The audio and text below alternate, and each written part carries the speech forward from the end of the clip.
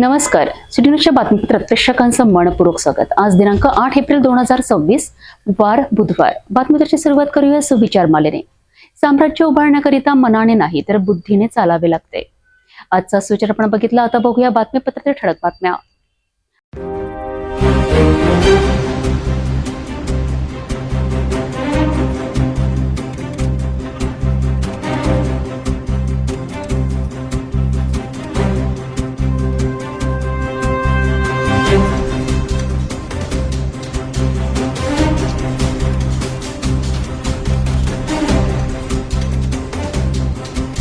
आपण ठळक बातम्या बघितल्या. आता घेऊया छोटासा ब्रेक. शादी और ब्याह की शुरुआत आराधना साड़ी के साथ. Aradhana wholesale shopping mall L2 बीझलँड कॉम्प्लेक्स, नांदगाव पेठ, अमरावती, जवाहर रोड, अमरावती. ब्रेकनंतर बघूया सविस्तर बातम्या. अमरावती जिल्ह्यात महा ई सेवा केंद्रावरनं मोठा वाद पेटला आहे. नवीन केंद्रांना मंजुरी देऊ नये अशी जोरदार मागणी करत संघटना आक्रमक झाली आहे. न्यायालयात पिटिशन, मंत्र्यांना निवेदन, तरीही कारवाई नाही आणि आता थेट प्रशासनालाच इशारा. अमरावती जिल्ह्यामध्ये नवीन महा ई सेवा केंद्रांना मंजुरी देण्याच्या प्रक्रियेवरून मोठा वाद निर्माण झाला. गेल्या अनेक महिन्यांपासून अखिल स्तरीय महा ई सेवा व आधार केंद्र संघटना महाराष्ट्र राज्य यांच्या वतीने याला तीव्र विरोध केला जाते. संघटनेच्या म्हणण्यानुसार जिल्ह्यात आधीच अनेक महा ई सेवा केंद्र कार्यरत आहेत, त्यामुळे नवीन केंद्रांना मंजुरी दिल्यास सध्याच्या केंद्रांच्या व्यवसायावर परिणाम होणार.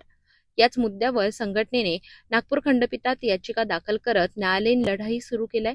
तसेच राज्यातील अनेक मंत्री आणि शासकीय कार्यालयांना वेळोवेळी निवेदन देऊन ही प्रक्रिया थांबविण्याची मागणी करण्यात आली आहे. मात्र अद्याप कोणतीही ठोस कारवाई झालेली नाही असा आरोप संघटनेने केला आहे. माझं नाव सुदर्शन यावले. मी अमरावती जिल्हा महा ई सेवा केंद्र व आधार केंद्र सचिव म्हणून काम करतो.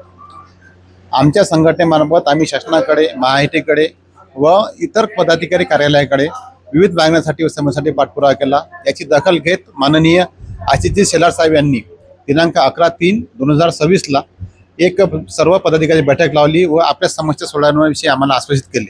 त्यानंतर आम्ही सदर समस्या नियमक व कायदेशीर पद्धतीने सोडवण्याकरता 2025 साली उच्च न्यायालय खंडपीठ नागपूर येथे आपले रिट पिटिशन दाखल केले आहे. त्यांचा पण निकाल बाकी आहे. परंतु सदर दोन्ही बाबीचा आदेश प्राप्त न होता जिल्हाधिकारी कार्यालयामार्फत नवीन सेतू केंद्र देण्याची कार्यवाही चालू आहे. ही प्रक्रिया त्वरित थांबवण्यात यावी याविषयी आम्ही आज आंदोलन करीत आहे.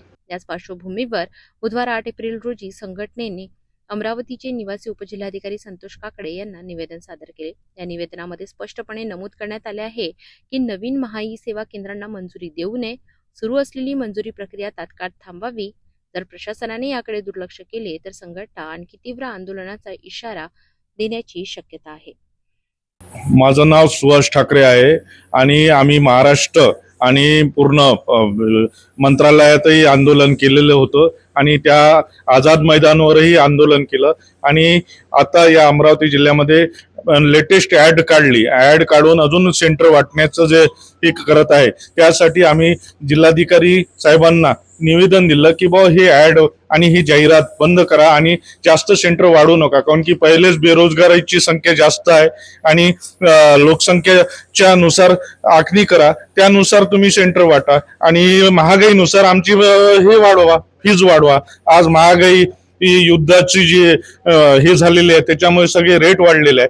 आमची महागाईनुसार आमचे रेट वाढवण्यात यावे आणि चांगल्या पद्धतीने आम्हाला दर्जा देण्यात यावा. येऊन जाऊन ऍड काढणे, ऍड हे करणे, त्याच्यामुळे सगळ्या अडचणी निर्माण होत आहे आणि शासनालाही आम्ही याबद्दल कळवलेलं आहे.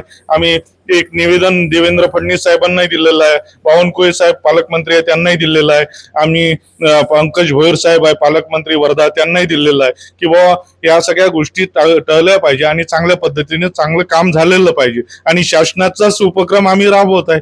आज 15-20 वर्षापासून आमची उपजीविकाही त्याच भरोश्यावर आहे आणि त्यावर एक चांगली कारवाई झाली पाहिजे. आणि जिल्हाधिकारी, उपजिल्हाधिकारी काकडे साहेबांनाही आता आम्ही निवेदन दिलं. काकडे साहेबांना सांगितलं, अडचणी आम्ही मांडल्या, तर आता या सगळ्या गोष्टीचा पाठपुरावा करून काकडे साहेबांनी आम्हाला आश्वासन दिलं की बाबा ऍड येणार नाही आणि चांगलं काम होईल आणि आमचे जे रेट आहे ते वाढले पाहिजे. या महागाईनुसार आमचे रेट झाले पाहिजे आणि आम्हाला चांगला दर्जा दिला पाहिजे. महा ई सेवा केंद्राच्या मंजुरीवरनं आता संघर्ष तीव्र होण्याची चिन्ह दिसत आहेत. प्रशासन काय भूमिका घेणार आणि संघटना पुढे काय पाऊल उचलणार याकडे सर्वांचं लक्ष लागलं आहे.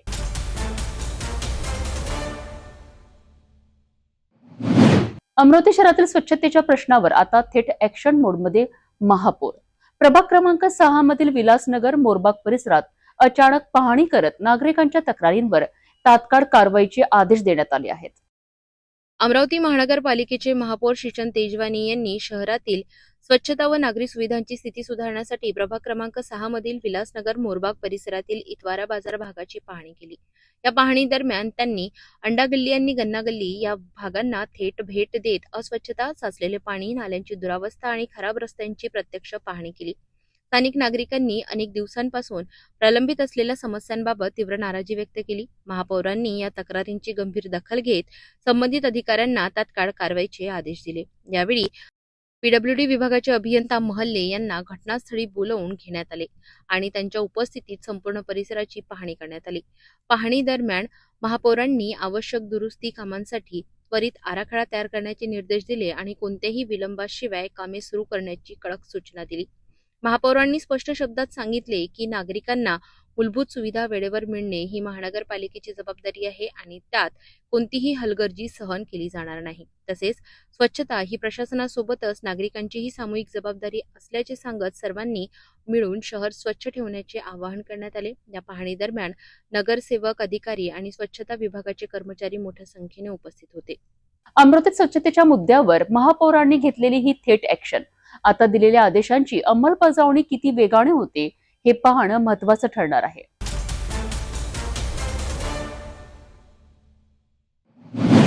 विदर्भातील विद्यार्थ्यांकरिता एक महत्त्वाची संधी. नोकरीच्या मुलाखतीत आत्मविश्वासाने स्वतःला कसं सादर करायचं याकरिता आता खास इंटरव्ह्यू क्लिनिक सुरू करण्यात आलंय.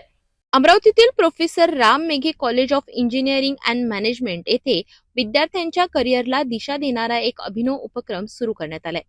कॉलेजच्या इलेक्ट्रिकल विभागाच्या सभागृहात इंटरव्ह्यू क्लिनिक या उपक्रमाचे उद्घाटन करण्यात आले. या कार्यक्रमाला प्राचार्य अजय ठाकरे उद्घाटक म्हणून उपस्थित होते. तसेच प्राध्यापक शशिकांत थोरात, प्राध्यापक लोबास गडेकर आणि प्राध्यापक आसिफ सय्यद हे प्रमुख अतिथी म्हणून उपस्थित होते. कार्यक्रमाची सुरुवात सरस्वती पूजनाने झाली आणि मान्यवरांचे स्वागत करण्यात आले.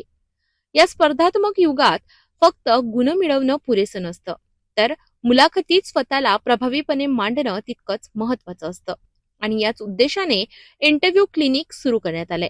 या उपक्रमामध्ये विद्यार्थ्यांना प्रत्यक्ष मुलाखतीचा अनुभव, संवाद कौशल्य विकास, आत्मविश्वास वाढ, व्यक्तिमत्व विकास यावर विशेष प्रशिक्षण दिलं जाणार आहे. यासोबतच इन कॅमेरा इंटरव्ह्यू पद्धतीने विद्यार्थ्यांचे प्रात्यक्षिक घेतले जाणार आहे, ज्यामुळे त्यांना स्वतःमधील सुधारणा समजून घेता येईल. विविध क्षेत्रातील तज्ज्ञांकडून मार्गदर्शन मिळणार असून मुलाखतीतील प्रश्नोत्तर, देहबोली आणि सादरीकरण यावर सखोल प्रशिक्षण दिलं जाणार आहे. प्राचार्य अजय ठाकरे यांनी सांगितलं की हा उपक्रम विद्यार्थ्यांना प्लेसमेंटमध्ये यश मिळविण्यासाठी नक्कीच मदत करेल. तर प्राध्यापक शशिकांत थोरात यांच्या मते विदर्भातील हा पहिलाच असा प्रयोग आहे. विद्यार्थ्यांना केवळ शिक्षणच नाही तर करिअरमध्ये यशस्वी होण्याकरिता आवश्यक कौशल्य देणारा हा उपक्रम नक्कीच महत्त्वाचा ठरणार आहे. अशा उपक्रमांमुळे विद्यार्थ्यांचा आत्मविश्वास वाढून रोजगाराच्या संधी अधिक सक्षमपणे मिळवता येतील.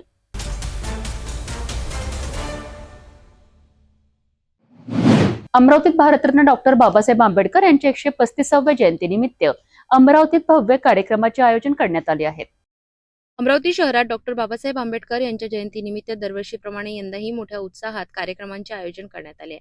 डॉक्टर बाबासाहेब आंबेडकर पुतळा सौंदर्यीकरण समिती अमरावती यांच्या वतीने येत्या 14 एप्रिल रोजी डॉक्टर बाबासाहेब आंबेडकर चौक येथे हा भव्य सोहळा पार पडणार आहे. या निमित्ताने सामूहिक अभिवादन सोहळा आयोजित करण्यात आला आहे. तसेच भारतरत्न डॉक्टर बाबासाहेब आंबेडकर जीवन गौरव, जीवन संघर्ष आणि कर्तव्यपूर्ती पुरस्कार प्रदान करण्यात येणार आहे.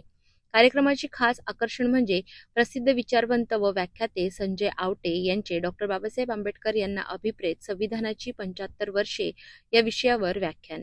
या सर्व कार्यक्रमाची माहिती समितीने आयोजित पत्रकार परिषदेत दिली असून नागरिकांनी मोठ्या संख्येने उपस्थित राहण्याचे आवाहन करण्यात आले आहे. काय विषय होता नेमका पत्रकार परिषदेचा? 14 एप्रिलला नेहमीप्रमाणे बाबासाहेब आंबेडकर चौकामध्ये बाबासाहेबांच्या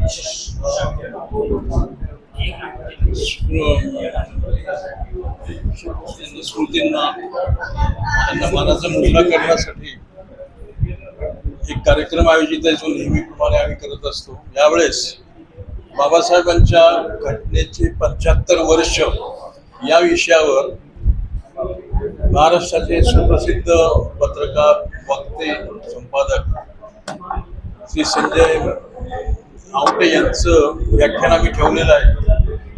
घटनेला दिवसेंदिवस नख लावण्याचा प्रयत्न या देशात सुरू आहे आणि म्हणून घटनेला कशा पद्धतीनं घटनेचे लचके तोडण्यात येत आहे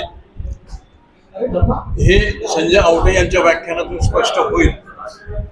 आणि म्हणूनच या सभेचं, या व्याख्यानाचं निमंत्रण देण्यासाठी आम्ही आपल्याला बोलावलं. आपल्या माध्यमातून हेच निमंत्रण जनतेपर्यंत पोहोचवावं ही आपल्याला नम्र विनंती. आणि 14 एप्रिलला आपणही आंबेडकर चौकात यावं ही कळकळीची आणि नम्र विनंती. विचारांना चालना देणारा आणि समाजाला दिशा देणारा हा कार्यक्रम ठरणार आहे 14 एप्रिलला सकाळी 9:30 वाजता. डॉक्टर बाबासाहेब आंबेडकर चौक येथे उपस्थित राहून या सोहळ्याचा भाग बना. भेटू एका छोट्याशा विश्रांतीनंतर. शादी और ब्याह की शुरुआत, आराधना साड़ी के साथ. Aradhana wholesale shopping mall L2 बीजलँड कॉम्प्लेक्स नांदगाव पेठ अमरावती जवाहर रोड अमरावती. विश्रांतीनंतर पुन्हा आपले स्वागत. आता एक नजर महाराष्ट्रातील विस्तृत घडामोडींवर. नांदेडच्या जिल्हाधिकारी कार्यालयाबाहेर दिव्यांग नागरिकांनी आंदोलन केलं असून प्रशासनाच्या निर्णयाविरोधात आपली भूमिका मांडली आहे. या आंदोलनामुळे परिसरात काही काळ तणावाचे वातावरण निर्माण झाले होते.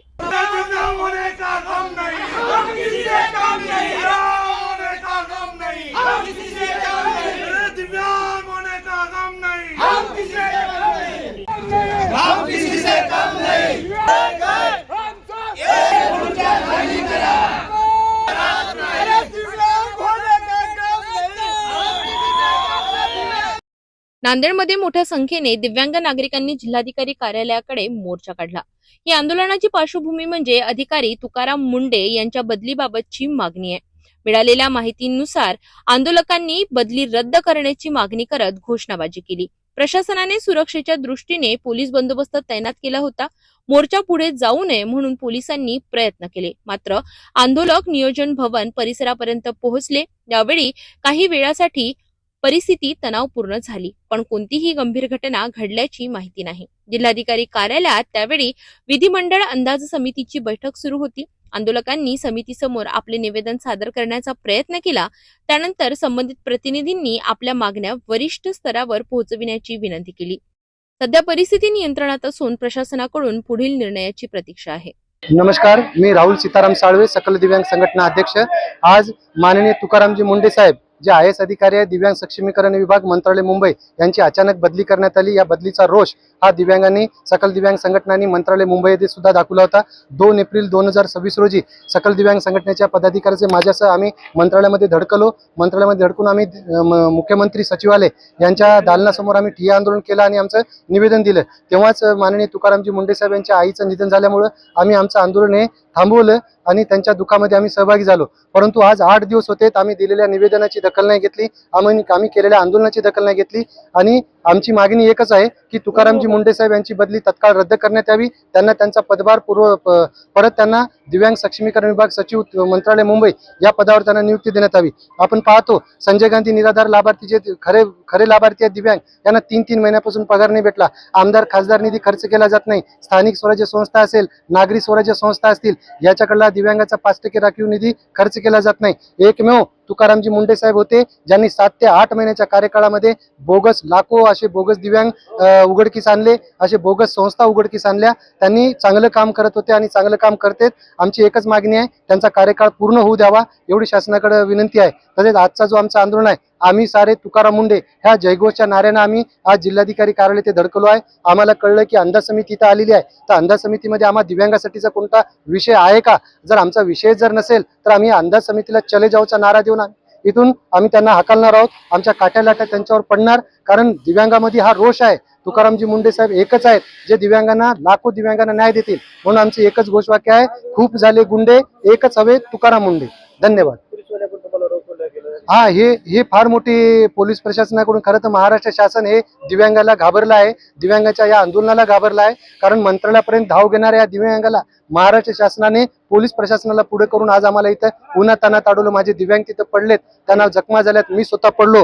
हे चुकीचं आहे. माझी आपल्या माध्यमातून विनंती आहे गृहमंत्री तथा मुख्यमंत्री साहेबांना, माननीय मुख्यमंत्री देवेंद्र फडणवीस साहेब, दिव्यांगांचा अंत पाहू नका. दिव्यांग हा जन्मताच एखाद्या शरीरानं, अवयवानं असेल, तुमच्यापेक्षा सुदृढ आहे. तुम्ही जर बलाचा वापर करसाल, आमच्या ह्या काट्या लाट्या, कारण आमचं जर एकदा जर आम्ही जर विसरलो या पोलीस प्रशासन, कारण सदर रक्षण आहे खल निग्रह आहे, हे जे त्यांचं ब्रीदवाक्य आहे हे आमच्यासाठी रक्षणासाठी आहे, असे आम्ही आतापर्यंत आम्ही बघितलं. पण जर पोलीस प्रशासन जर आपल्या बळाचा आपण जर गैरवापर त्यांच्याकडून करून घेत असाल तर हे खपून घेतलं जाणार नाही. आमच्याकडे सुद्धा जन्मतच काट्या लाट्या आहेत. जरी तुमच्या पोलीस प्रशासनाकडे काट्या असतील तर आम्हाला जन्मतच परमेश्वरानं काट्या दिल्यात. आमच्या या काट्या जेव्हा उठतील तेव्हा प्रशासन हादरल्याशिवाय राहणार नाही. आज जिल्हाधिकारी कार्यालयात आहोत, आमच्या हक्काचा आम्ही इथं कुठे काही तोडफोड केलं नाही, आम्ही शांततेतच आंदोलन करत आहोत. जर आपण जर पोलीस बळाचा जर वापर करून आमचं आंदोलन चिघळण्याचा प्रयत्न करत असाल तर खबरदार. आज आम्ही नांदेडमध्ये करत आहोत, उद्या मंत्रालयामध्ये येऊ, मुंबई पूर्ण जाम करू. रस्त्यामध्ये तुमचं निवासस्थान असेल किंवा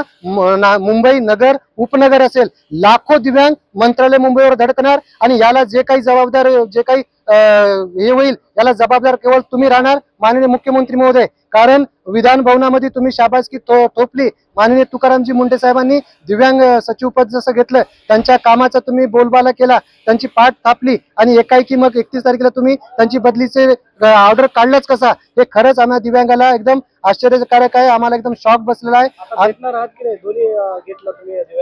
आम्ही नियोजन विभागाच्या 3 गेटला आम्ही आमचे दिव्यांग शिष्टमंडळ पूर्ण आम्ही घेराव घातलेला आहे. जोपर्यंत अंदाज समितीचे पदाधिकारी येऊन आम्हाला लेखी आश्वासन आम्ही त्यांना भेटणार नाही, तर ते अंदाज समितीचे जे कोणी अध्यक्ष सचिव जे कोणी असतील त्यांनी इथून मुख्यमंत्री महोदयांना त्यांनी फोन लावावं. फोन लावून त्यांनी मुख्यमंत्री महोदयाने जोपर्यंत आश्वासन देणार नाही की त्यांची बदली रद्द करणार, तोपर्यंत इथले दिव्यांगांनी, तोपर्यंत अंदाज समितीचे जे काही सदस्य आहेत त्यांना आम्ही नांदेडमधून जाऊ देणार नाही. त्यांना न जाऊ देण्यासाठी आम्ही 3 गेट रोखलेले आहेत. इथं जर पोलीस प्रशासनाचा बळाचा वापर केला तर आताही सांगतो, माझ्या दिव्यांगाकडे सुद्धा काट्या लाट्या आहेत. या काट्या लाट्या उठायला तुम्ही भाग पाडू नका.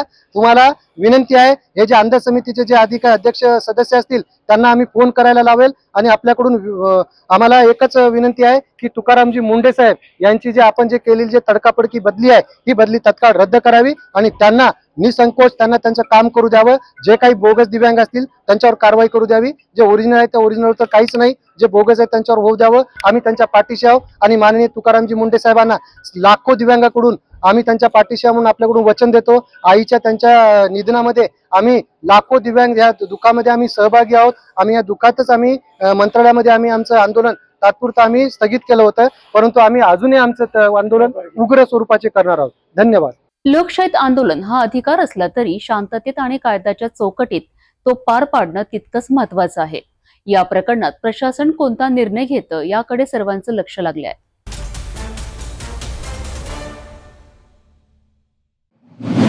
नांदेडमध्ये प्रशासनातील कार्यपद्धतीवर प्रश्नचिन्ह निर्माण करणारी घटना समोर आली आहे. महाराष्ट्र विधिमंडळाच्या अंदाज समितीच्या दौऱ्यात परिवहन विभागाच्या कार्यालयात अनियमितता उघड झाल्याचा दावा करण्यात आला आहे. नांदेडमध्ये महाराष्ट्र विधिमंडळाची अंदाज समिती दौऱ्यावर होती. या समितीचे सदस्य सदाभाऊ खोत यांनी परिवहन महामंडळाच्या कार्यालयाला अचानक भेट दिली. या भेटीदरम्यान काही महत्त्वाच्या बाबी समोर आल्या. संबंधित विभागातील वरिष्ठ अधिकारी सुरुवातीला कार्यालयात उपस्थित नसल्याचे दिसून आले. अनेक कर्मचारीही अनुपस्थित असल्याचे निदर्शनास आले. या परिस्थितीकडे लक्ष वेधण्यासाठी खोत यांनी प्रतिकात्मक पद्धतीने रिकाम्या खुर्चीला हार अर्पण करण्याचा प्रयत्न केला. यानंतर संबंधित अधिकारी तातडीने कार्यालयात उपस्थित झाल्याचे सांगितले जाते. तपासादरम्यान त्या अधिकाऱ्याविरोधात काही तक्रारी प्राप्त झाल्याचा उल्लेख करण्यात आला. तसेच काही आर्थिक अनियमिततेबाबतही आरोप करण्यात आले आहेत. या प्रकरणाची माहिती पुढे संबंधित विभाग आणि वरिष्ठ स्तरावर पाठविण्यात येणार असल्याचे खोत यांनी सांगितले. नांदेड विभागामध्ये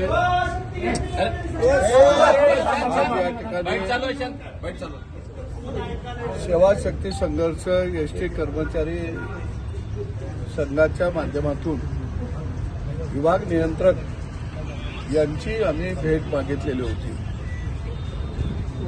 एका बाजूला लोकप्रतिनिधी म्हणून भेट मागितली असताना मी स्वतः त्यांच्या ऑफिसमध्ये आणि सर्व पदाधिकारी आधी आलो आणि ऑफिस उघडं ठेवून विभाग नियंत्रक यांनी पलायन केलेलं होतं. जवळजवळ अर्धा पाऊण तास त्यांच्या ऑफिसमध्ये बसून राहिले. खरं बघितलं तर त्यांच्या विरोधामध्ये अनेक तक्रारी आहेत. बदल्या ऑनलाईन सुरू असताना विभाग नियंत्रक यांनी ऑफलाईन बदल्या केलेल्या होत्या आणि प्रत्येक बदली मागं 40,000 50,000 अशा पद्धतीनं पैसे कर्मचाऱ्यांच्याकडून घेतलेले होते. एमडीनी त्यांना आम्ही सस्पेंड करू अशा पद्धतीत मुंबईमध्ये मिटिंगमध्ये आपण सांगितलेलं होतं.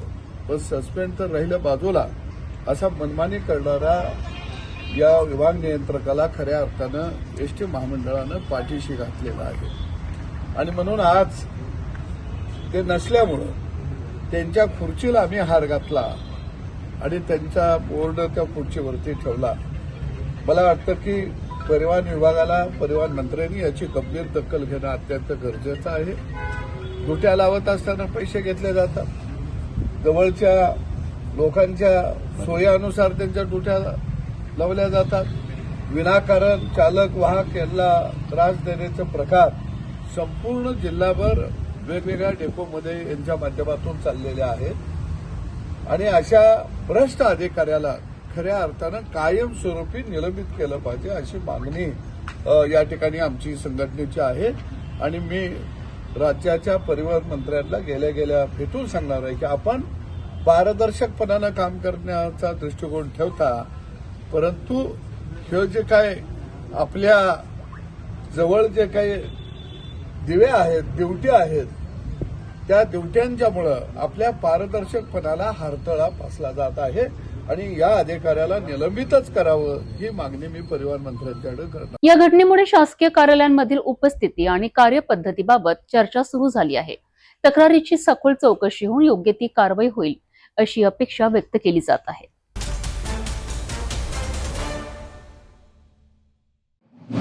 भंडाऱ्यात गॅस सिलेंडर बुक करूनही तो तुमच्या घरी पोहोचण्याऐवजी कागदावरच डिलिव्हर होत असेल तर असाच काहीसा धक्कादायक प्रकार भंडारा जिल्ह्यात सुरू आहे. ग्राहकांनी ओटीपी दिलेला नसतानाही त्यांच्या नावावर सिलेंडरची उचल दाखवून मोठी सबसिडी लाटली जात असल्याचा आरोप होत आहे. नेमका हा गॅस घोटाळा काय आहे पाहूया या सविस्तर रिपोर्टमध्ये. भंडारा जिल्ह्यात सध्या गॅस वितरण व्यवस्थेचा अक्षरशः बोजवारा उडाला आहे. HP कंपनीच्या सिलेंडर बुकिंगमध्ये मोठ्या प्रमाणावर गैरव्यवहार सुरू असल्याचे चित्र समोर आले. मिळालेल्या माहितीनुसार अनेक ग्राहक जेव्हा सिलेंडर बुक करून एजन्सीवर पोहोचतात तेव्हा त्यांना तुमचा सिलेंडर आधीच डिलिव्हर झाला आहे असे सांगून रिकाम्या हाती परत पाठविले जाते. आश्चर्याची बाब म्हणजे नियमांनुसार सिलेंडर मिळविण्यासाठी OTP आवश्यक असतो, मात्र ग्राहकांनी कोणालाही OTP दिला नसतानाही त्यांच्या खात्यातून सिलेंडर उचल झाल्याचे डिजिटल रेकॉर्डवर दिसत आहे. हा केवळ तांत्रिक बिघाड नसून सिलेंडरचा काळाबाजार करण्यासाठी रचलेला एक सुनियोजित कट असल्याची दाट शक्यता वर्तवली जात आहे. एकीकडे जिल्ह्यात सिलेंडरचा तुटवडा असताना दुसरीकडे अशा बनावट डिलिव्हरी दाखवून सामान्य जनतेच्या हक्कावर डाका टाकला जात आहे. यामुळे संतप्त झालेल्या महिला आता सिलेंडर नाही तर स्वयंपाक कसा करायचा असा उद्विग्न प्रश्न विचारित आहेत. माझे नाव निकलेश भांडारकर आहे. माझी अडचण अशी आहे की मी OTPसाठी एकदा म्हणजे 20-19 तारखेला काहीतरी हंडा बुकिंग केलो आणि 21-22 तारखेच्या दरम्यान मला हंडा डिलेवरीचा मेसेज आला आणि मी तर OTP अजून कुणाला पण दिलं नाही, काही नाही, तरी OTP हंडा डिलेवर कसा झाला आणि त्याच्यामुळं मला सबसिडी पण जमा झाली. आता मला वाटलं काही हंडा मिळेल बा अगोदर यांनी रिसीव्ह केला असं मला वाटलं, पण नंतर परत हंडा म्हणजे बुकिंगसाठी टाकलं तर 16 तारीख देत आहे. म्हणजे तेव्हापर्यंत मी काय करावं यांना विचारलं तर माहिती बी बरोबर देत नाही. मला वाटते याच्या कुठेतरी भोंगड कारभार आहे आणि हे कुठेतरी भ्रष्टाचार करतात. शासनाने यांच्याकडे थोडीशी चांगल्यानं दखल केला पाहिजे, त्यांच्यावर कारवाई केला पाहिजे. कारण आम्ही माहिती यांना विचारावं ते माहिती पण बरोबर देत नाही आणि हे आपलेच मनमानी करून इकडं तिकडं हे म्हणजे कुठं सांगत आहेत, बरोबर माहीत नाही. आता आमच्या घरी आहे, चुलीवर स्वयंपाक करणं चालू आहे. 15-20 झालं चुलीवर स्वयंपाक करतो आम्ही काय करावं यांना. यांच्यासाठी हे धंदेवाल्यांना किंवा ओमनीवाल्यांनी हंडे ब्लॅकमध्ये विकत असावेत, कारण इकडं हंडा टंचाई आहे. गाड्या ओमनीच्या ह्या चालू आहेत, गॅसवाल्या गाड्या चालू आहेत मग यांच्यावर काहीतरी कारवाई करावा किंवा यांची काहीतरी शासनाने दखल केल्या पाहिजे अशी माझी मागणी आहे. तालुका पुरवठा विभागाने यावर केवळ सूचना दिल्याचे जुजबी उत्तर दिले असले तरी प्रत्यक्षात मात्र लूट सुरूच आहे. या घोटाळ्यामागे नेमके कुणाचे आशीर्वाद आहेत आणि दोषींवर गुन्हे कधी दाखल होणार असा प्रश्न आता उपस्थित होत आहे. रोशन कापसे, पुरवठा अधिकारी, तहसीलदार राखणी. आपल्याकडे माझ्याकडे मागील 2 ते 3 दिवसात अशा 5-6 लोकांनी मला तक्रारी केली आहेत की आमच्याकडे OTP आली आहे आणि मॅसेज आला आहे की सिलेंडर डिलिव्हर्ड झाला, परंतु सिलेंडर आमच्यापर्यंत पोहोच झालेला नाही. अशा तक्रारी माझ्यापर्यंत पण प्राप्त झालेल्या आहेत.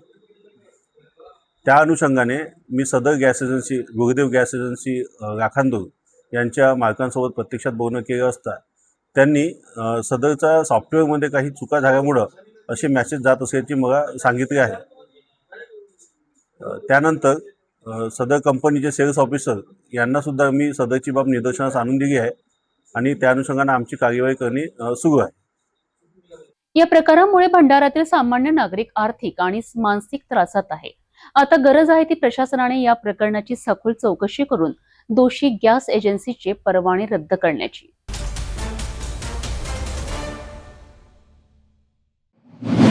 धारणी शहरात पुन्हा एकदा अजब गजब कारभार समोर आला आहे. रस्त्याच्या कामाकरिता काम सुरू आहे असा फलक लावायचा होता, परंतु इथे तर चक्क सोलर लाईटचा खांबच उखडून आडवा टाकण्यात आलाय. हा निष्काळजीपणा आहे की प्रशासनाचा खेळ? धारणी शहर हे नेहमीच भोंगळ कारभार आणि अजब निर्णयांमुळे चर्चेत असतं. आता पुन्हा एकदा असाच एक प्रकार समोर आला आहे. पोस्ट ऑफिस रोडवर सुरू असलेल्या रस्त्याच्या कामासाठी नागरिकांना सूचना देण्यासाठी काम सुरू आहे असं फलक लावणे अपेक्षित होते, मात्र ठेकेदाराने वेगळाच मार्ग अवलंबिला आहे. सूचना फलक लावण्याऐवजी चक्क सोलर पॅनल लाईटसह संपूर्ण खांब उपळून रस्त्याच्या मध्ये आडवा टाकण्यात आलाय. या प्रकारामुळे 2 गंभीर प्रश्न उपस्थित होतात. सार्वजनिक मालमत्तेची अशी उधळपट्टी का आणि प्रशासन याकडे दुर्लक्ष का करते? नागरिकांमध्ये यामुळे संतापाची भावना आहे, कारण अशा निष्काळजीपणामुळे अपघात होण्याची शक्यता देखील वाढते. धारणीतील हा प्रकार केवळ हास्यास्पद नाही, तर तो प्रशासनाच्या कार्यपद्धतीवर प्रश्नचिन्ह उभा करणारा आहे. धारणीतील हा प्रकार प्रशासनाकरिता डोळे उघडणार आहे की पुन्हा एकदा दुर्लक्ष होणार? असा भोंगळ कारभारावर कारवाई होणं गरजेचं आहे. जाता जाता पुन्हा एकदा आजच्या ठळक बातम्या.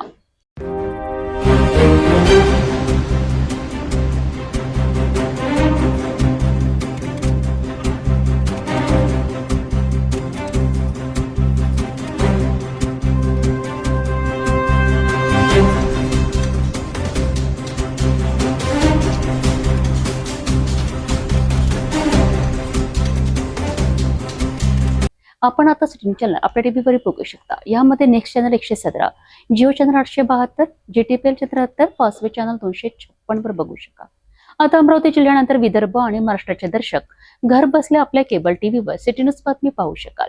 यामध्ये Chhatrapati Sambhajinagar NST setup box number 14, Yavatmal setup box number 12, Washim setup box number 26, Nanded setup box number 17, Mahur setup box number 7, Akola LRC setup box number 899, Bhandara NST setup box number 122, तर Chandrapur NST setup box number 117 वर बघू शकाल.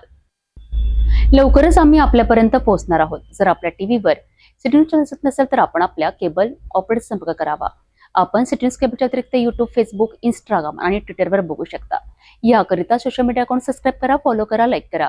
YouTube अकाउंट सबस्क्राईब करण्याकरिता subscribe बटनाला click करा आणि bell icon दाबायला विसरू नका, कारण सतत समाचार आपल्यापर्यंत पोहोचणार आहेत. तसेच सिटीचे फेसबुक पेज लाईक करा, इंस्टाग्राम आणि ट्विटर हँडल फॉलो करा. आपण व्हॉट्सअपवर सुद्धा सूचना देऊन न्यूज प्राप्त करू शकता. व्हॉट्सअप नंबर स्क्रीनवर येत आहे. हे बातमीपत्र एवढ्यावरच थांबूया. पुन्हा भेटूया नवीन घडामोडींसोबत. आपण बघत राहा फक्त सिटी न्यूज. हर खबर पर पैनी नजर, हर मुद्दे पर सटीक वार, यही है सिटी न्यूज की पहचान. जहाँ सच्चाई की आवाज दबाई जाती है, वहाँ सिटी न्यूज उठाता है सवाल. हर स्क्रीन पर, हर प्लेटफॉर्म पर हमारी मौजूदगी बोलती है. सिटी न्यूज हमेशा सच के साथ.